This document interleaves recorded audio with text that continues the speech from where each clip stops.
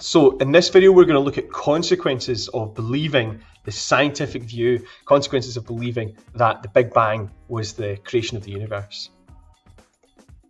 One consequence is a big change to science. Before, it was thought of that steady state theory was the most believable, the most firm when scientists look at the energy, the idea that the universe was always here, like a stable form, not expanding out from this point. It seemed, in fact, quite religious when Georges Lemaitre came up with the idea of this,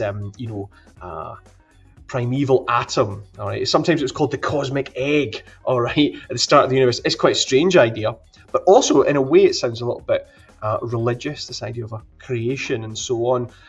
But the evidence pointed more and more to that direction, and it led to this huge change in science.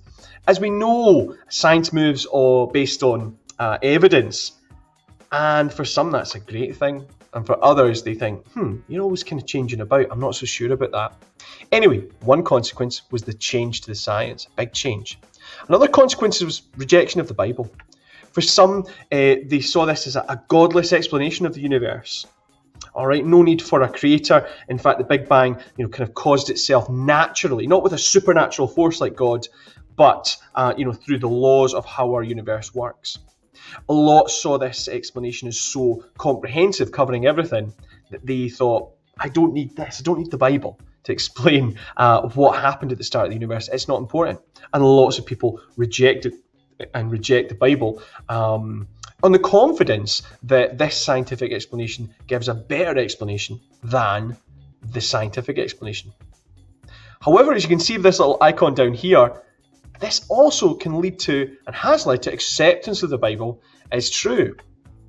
After all, it was a Catholic priest and scientist who initially came up with the idea of this Big Bang. Well, the acceptance of the Bible happens because, let's say the Big Bang theory looks much more similar to the Bible, much more similar than steady state theory. The world was always here and so on. There are some religions who teach that, all right? But the Christian Bible teaches that the universe was created and has a beginning, created by God. And because of this, a lot of people say, well, actually, it seems that this thousands of year old book miraculously has information on how our universe was made, beyond what a human could have known back then. So this scientific theory can also lead to acceptance of the Bible too.